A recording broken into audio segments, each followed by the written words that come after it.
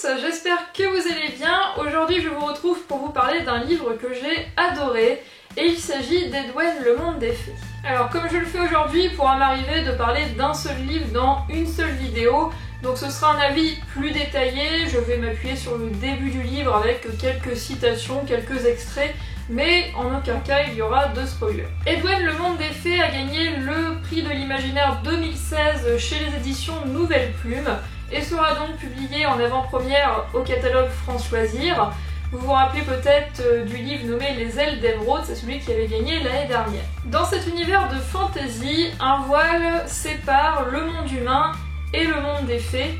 L'histoire va tourner autour d'une humaine qui va traverser le voile et se retrouver dans le monde des créatures fantastiques. Alors non, on va pas non plus à Neverland avec la fée Clochette, je te rassure.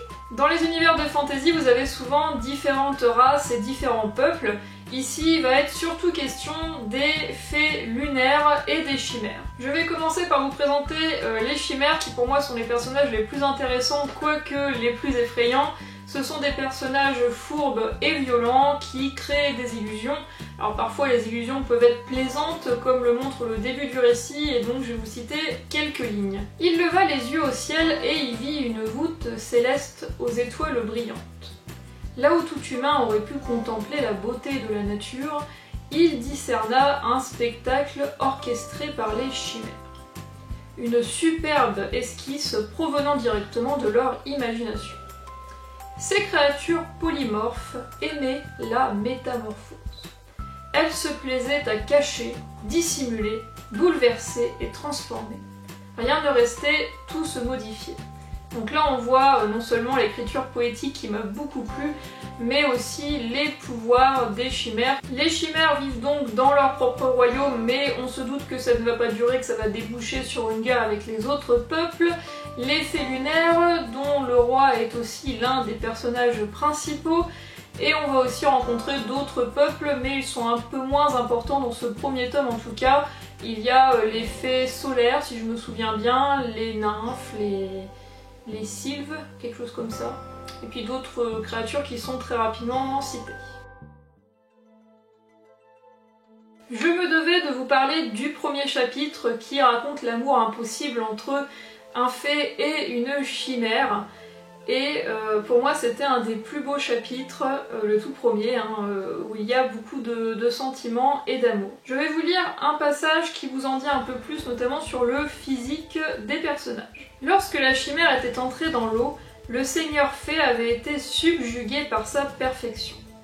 Il était pourtant habitué aux traits fins des femelles fées, nommées Phaeris ou Féris, je ne sais pas comment on le dit. Elles avaient très souvent un corps élancé, une démarche gracieuse et un regard enjôleur. On disait leurs voix comparables à des chants, surpassant celles des ondines et des sirènes. En féerie, il n'était pas de créature plus belle, mais cette beauté-là était sauvage, enveloppée de mystère. Et il y a aussi une deuxième citation, cette fois beaucoup plus courte, qui est assez jolie, une citation d'amour. Ensemble, ils avaient vécu la plus belle des romances, celle d'un éclat de lumière. Donc là, on peut penser aux fées lunaires, la lumière de la lune, et d'un morceau d'illusion, la chimère, qui se rencontrent et ne se quittent plus.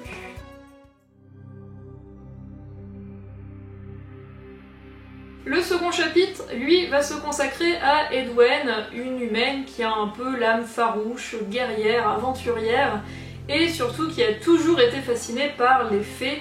En effet, les humains et les fées vivaient ensemble il y a très très longtemps, donc il y a des livres qui existent, mais les humains sont un peu frileux à l'idée voilà, qu'il y ait des fées qui viennent. Normalement c'est plus ou moins interdit, si j'ai bien compris, et Edwen ne se sent pas à sa place dans le monde des humains, elle va donc tôt ou tard traverser le voile. Dernière petite citation pour finir.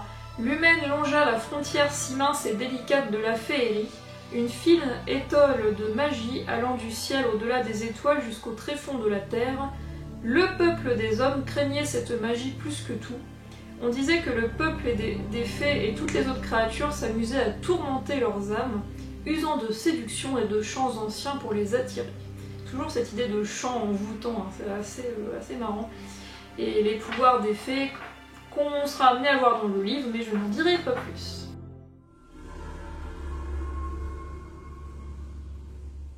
Raison de plus d'attaquer pour les chimères, les humains n'ont pas le droit de venir en féerie. Or, le roi des fées va prendre sous son aile Edwen, qui ne peut pas retourner tout de suite chez elle parce que bon, les chimères la recherchent. Donc ça, ce sera expliqué pourquoi dans le début du livre, je vais pas non plus tout dire hein, quand même. Et donc le roi doit non seulement... s'attire non seulement les foudres des chimères, mais aussi les foudres de son propre peuple parce que personne n'aime concrètement les humains. Et le peuple lui dit que Edwen apportera la malchance et le déshonneur. Non, ça se voit pas du tout que j'ai un pense-bête en dessous, hein, ça s'est pas vu. Edwen va ainsi nouer des liens avec beaucoup de personnages, dont le roi des fées, mais un amour entre un fée et une humaine est-il possible? On se doute qu'elle risque de s'attirer les foudres de certaines princesses fées, et donc au-delà de ça, il y a aussi beaucoup de personnages très intéressants, mais bon, je vous laisse le suspense, hein, de toute façon c'est un univers vraiment très riche.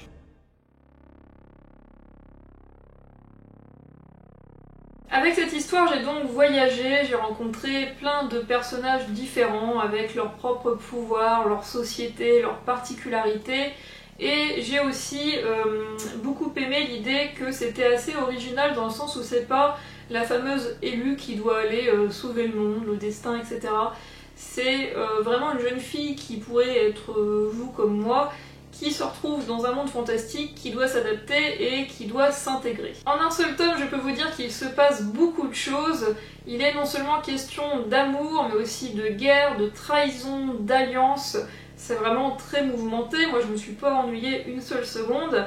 Et je me suis beaucoup attachée aussi au roi des fées qui doit non seulement protéger l'humaine à laquelle il s'attache, mais aussi son royaume. Dans la dernière partie de l'histoire, beaucoup de morts sont à déplorer et a lieu un terrible retournement de situation, vraiment dans les toutes dernières pages.